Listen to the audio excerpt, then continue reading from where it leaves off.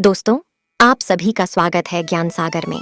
आज के वीडियो में हम माँ दुर्गा के नव अवतारों के पीछे छिपे हुए विशिष्ट ज्ञान को समझेंगे और ये जानने की कोशिश करेंगे माता के नव अवतारों से हमारे जीवन के विषय में क्या गुण ज्ञान जानने को मिलता है। सरल शब्द में कहें तो माता के नव रूप व्यक्ति या औरत के जो जीवन में अलग अलग पड़ाव हैं उसे दर्शाते हैं। सनातन धर्म में अगर अवतारों की बात होती है तो जहां एक तरफ विष्णु जी के 10 अवतार प्रचलित हैं, वहीं दूसरी तरफ मां दुर्गा के 9 अवतार, और जहां विष्णु जी के दशावतार पूरी मानवता के विकास को दर्शाती है। जैसे उनका प्रथम अवतार मत्स्य ये दर्शाता है कि कैसे समुद्र से जीवन की उत्पत्ति हुई, उसके बाद उनका कर्म अवतार कैसे समुद्र से थल पर जीवन आया, फिर वीराह अवतार कैसे जंगली जानवर बने, फिर नरसिंह अवतार जानवर से इंसान बने। इसी तरह उनके 10 अवतार मनुष्य के विकास को दर्शाते हैं। विष्णु जी के 10 अवतार पे भी हम जल्द ही एक वीडियो लाएंगे, जहां विष्णु जी का अवतार हमें पूरी मानवता के बारे में बताता है। वहीं पर जो दुर्गा जी के 9 अवतार है, वो एक व्यक्ति या औरत के जीवन के सभी पड़ाव के बारे में समझते हैं।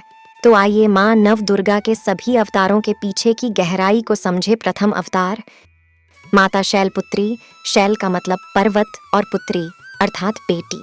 पर्वत की पुत्री ये रूप माता का सबसे आरंभिक इम्प्रीमेटिव रूप है। इस अवतार की तुलना हम एक नवजात शिशु से कर सकते हैं जो अभी पैदा हुआ है और वो अपने माँ बाप के नाम से जाना जाता है, जैसे माँ अपने पिता के नाम से जानी जा रही है। माता का स्वरूप भी देखे तो 2 हाथ ही दिखाई दे रहे हैं। माँ के और अवतारों में 4 हाथ, 8 हाथ, 18 हाथ भी दिखाई देते हैं, पर इस रूप में 2 हाथ है, एक में त्रिशूल तो दूसरे में कमल। त्रिशूल जो असुर मर्दन का स्वरूप है, तो कमल सौम्यता का प्रतीक है।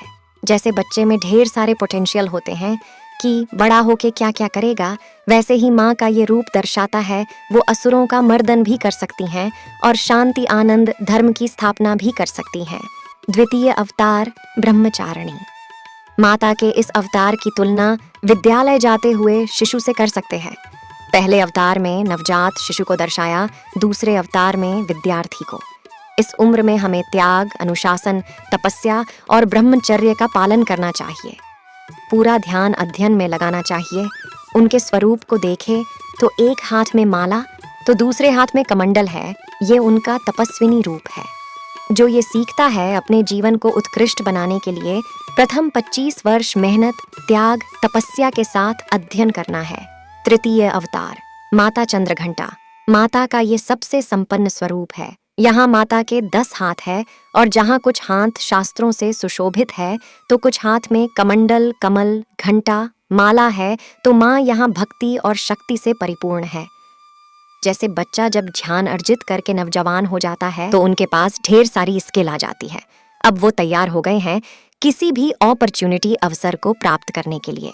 माँ के इस स्वरूप में माँ की तीसरी आंख भी खुल गई है, जो ये दर्शाती है कि अब किसी भी तरह के संघर्ष के लिए तैयार है। चतुर्थ अवतार कुष्मांडा। कुष्मांडा नाम का संधि विच्छेद करे तो कु अर्थात छोटा, ऊष्मा का मतलब ऊर्जा और अंडा अर्थात एग। तो ये जो माँ का स्वरूप है कास्मिक एग का स्वरूप है। जैसे माता ने ब्रह्मांड को रचा, वैसे ही एक गर्भवती स्त्री भी नए जीवन की रचना करने वाली है। तो माँ के इस रूप की तुलना गर्भवती महिला से कर सकते हैं। पंचम अवतार स्कंद माता। इस अवतार में माता एक माँ के रूप में है, इसीलिए उनका नाम उनके पुत्र स्कंद जो कि कार्तिकेय जी है उनके नाम से है। माता जी पुत्र वात्सल्य से परिपूर्ण है, इसीलिए उनके हाथ में कोई भी शस्त्र नहीं है। उनका पूरा ध्यान अपने शिशु पे है। ये रूप स्त्री के माँ रूप को दर्शाता है। षष्ठ अवतार कात्यायनी माता। इस स्वरूप में माता ने महिषासुर का मर्दन किया था। माँ का ये जो स्वरूप है, किसी भी स्त्री के माँ बनने के बाद उसमें जो शक्ति आ जाती है, उसका ये स्वरूप है। सप्तम अवतार कालरात्रि। ये जो माँ का रूप है बहुत ही प्रचंड प्रलय रूप है। यह माँ का रौद्र रूप है। इसी रूप में उन्होंने रक्त बीज के रक्त को पीकर उसका वध कर दिया था। इनका ये रूप दर्शाता है कि जहाँ एक स्त्री अपनी ममता से एक नए जीवन को रच सकती है, वह समय आने पे धर्म की स्थापना के लिए रौद्र रूप भी धारण कर सकती है। अष्टम अवतार महागौरी। इस रूप में माता अपने पति और पुत्रों के साथ एक पारिवारिक सौहार्द के रूप में रहती है। ये जो रूप है माँ का, किसी भी स्त्री पुरुष को उसके परिवार के उन्नति और सुख के प्रति जो उनके उत्तरदायित्व है उसकी याद दिलाती है। नवम अवतार सिद्धिदात्री।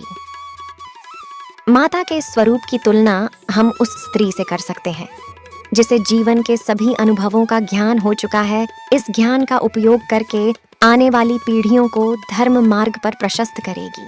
माता का ये स्वरूप भक्तों पर कृपा बरसने वाला स्वरूप है। यह मां दुर्गा का अंतिम, पूर्ण और दयावान स्वरूप है। दोस्तों, आपको पता चल गया होगा माता के नव अवतार का हमारे जीवन में क्या अर्थ है। दोस्तों, ऐसे ही और वीडियो देखने के लिए हमारे चैनल को सब्सक्राइब कर लें। वीडियो पसंद आई हो तो एक लाइक जरूर कर दें। धन्यवाद।